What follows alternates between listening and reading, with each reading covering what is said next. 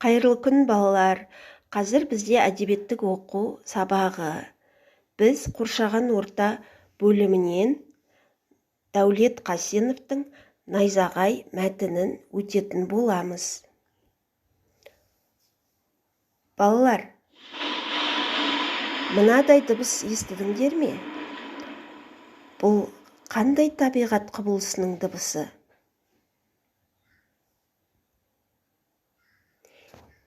Әрине, дұрыс айтасыздар, бұл найзағай.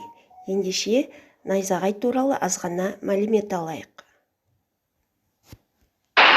Найзағай табиғаттың қызықты әдемі құбылыстарының бірі. Алайда оның әдемілігі сізді қаншалықты таң қалдырса, соншалықты үрейлендіре де алады. Ол кәдімгідей қауіпті.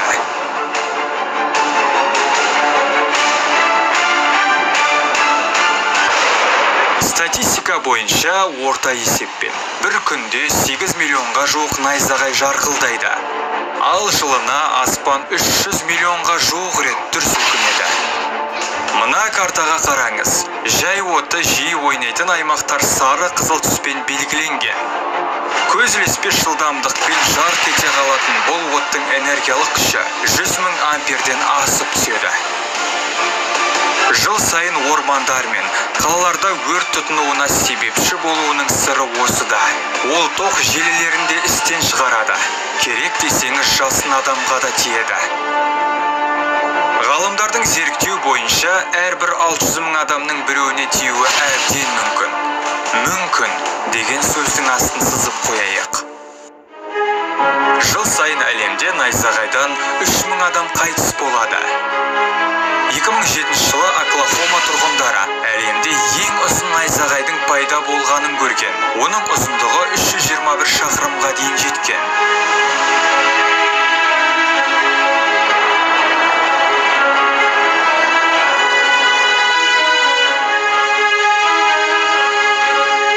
Ал ең ұзақ найзағай Альпіде тіркелген. Ол 7,172 секундқа созылыпты.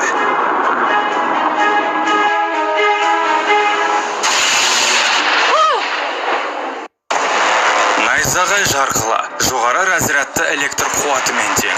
Ал оның температурасы плюс 30 000 градусқа дейін жетеді. Естіп тұрсың ба, Карл? 30 000 градусқа дейін жетеді екен. Бұл күн аймағындағы температурадан 6 есе жоғары. 6 есе жоғары. Балалар, найзағай құбылысының қаншалықты қауіпті екендігін байқаған шығарсыздар. Найзағай кезінде абдырап қалуға болмайды. Ол үшін мына ережелерді білу керек.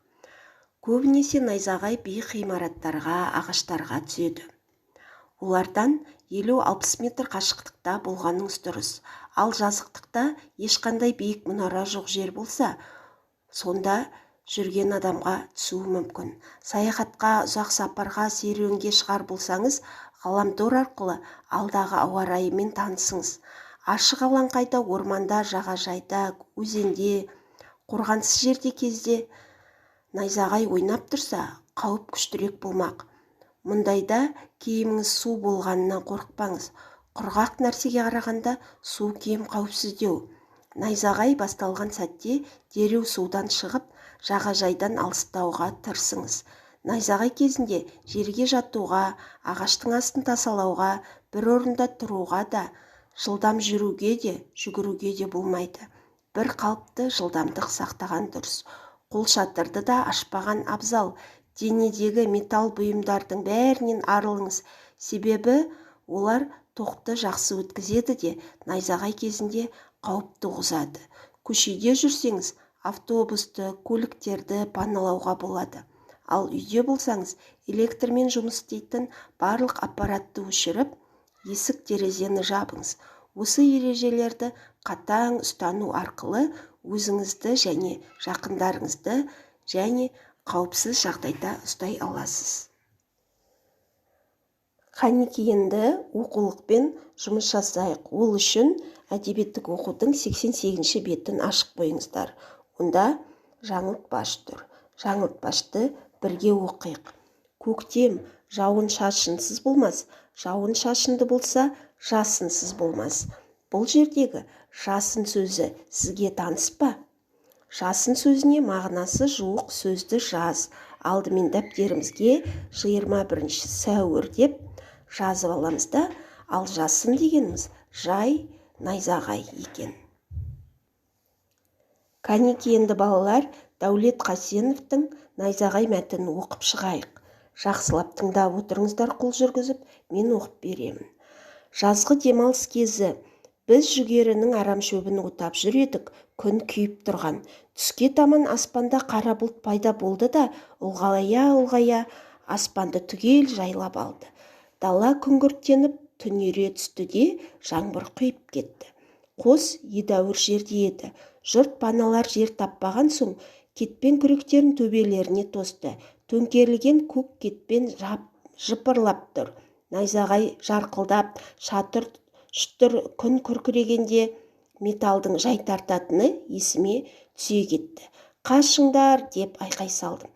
Кетпенді тастап қашыңдар деп дауыстады Болат та менің ойымды түсінгендей.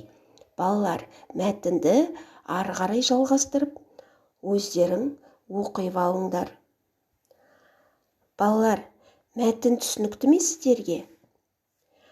Ал енді дәптерімізге сөздікті қос және кетпен сөздерін жазып алайық көшіріп. Балалар, кім көп біледі екен?